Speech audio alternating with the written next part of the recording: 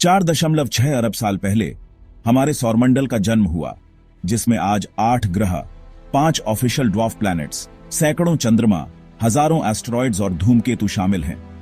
लेकिन क्या आप जानते हैं, उससे पहले कुछ नहीं था। ना हमारी पृथ्वी, ना कोई दूसरा ग्रह और ना ही हमारा सूरज। बस गैस और धूल का एक विशाल बादल था, जिसे नेबुला कहते हैं। यहीं से अरबों साल पहले हमारे सौरमंडल का निर्माण हुआ।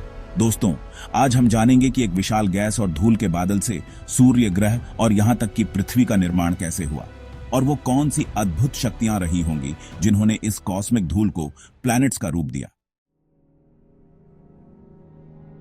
हमारे सौरमंडल का निर्माण एक जटिल पहेली है। वैज्ञानिकों ने वर्षों से कई सिद्धांत प्रस्तावित किए हैं।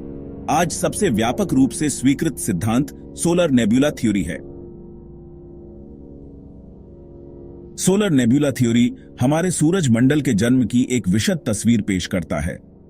यह सिद्धांत बताता है कि हमारा सौर मंडल लगभग 4.6 अरब साल पहले घने अंतरिक्षीय गैस और धूल के बादल से बना था।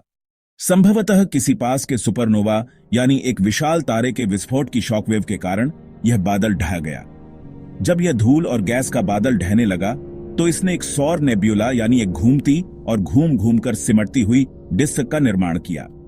इस डिस्क के केंद्र में गुरुत्वाकर्षण ने लगातार अधिक से अधिक पदार्थ को आकर्षित किया। अंततः कोर के अंदर दबाव इतना बढ़ गया कि हाइड्रोजन परमाणु आपस में मिलकर हीलियम बनाने लगे, जिससे अत्यधिक ऊर्जा निकली।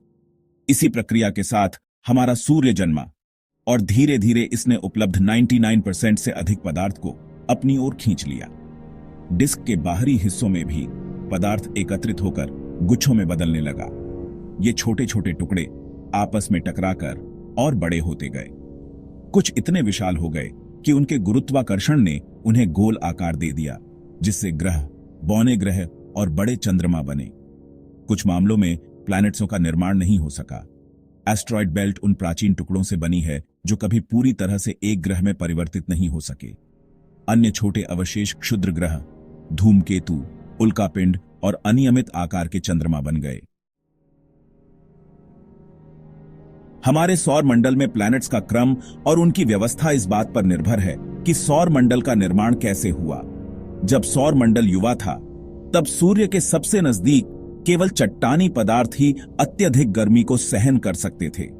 इसी कारण पहले 4 ग्रह बुध, शुक्र, पृथ्वी और मंगल स्थलीय ग्रह यानी टेरेस्ट्रियल प्लैनेट्स हैं। ये सभी छोटे हैं और उनकी सतह ठोस एवं चट्टानी है। वहीं वे पदार्थ जिन्हें हम आमतौर पर बर्फ, तरल या गैस के रूप में देखते हैं, वे युवा सौर मंडल के बाहरी क्षेत्रों में बस गए। गुरुत्वाकर्षण ने इन पदार्थों को एकत्र किया और इन्हीं क्षेत्रों में हमें गैस जायंट्स बृहस्पति और शनि तथा आइस जायंट्स यूरेनस और नेपच्यून मिलते हैं। हाल की खोजों ने हमारे सौरमंडल के निर्माण की कहानी में और भी विस्तार से बताया है। वैज्ञानिक अब मानते हैं कि विशाल टकरावों ने उस सौरमंडल को आकार देने में महत्वपूर्ण भूमिका निभाई है जिसे हम आज देखते हैं।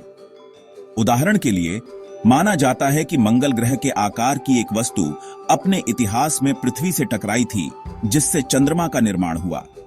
इसके अलावा हमारे सौरमंडल का निर्माण हमारे निकटवर्ती ब्रह्मांडीय परिवेश से परे की घटनाओं से भी प्रभावित हो सकता है।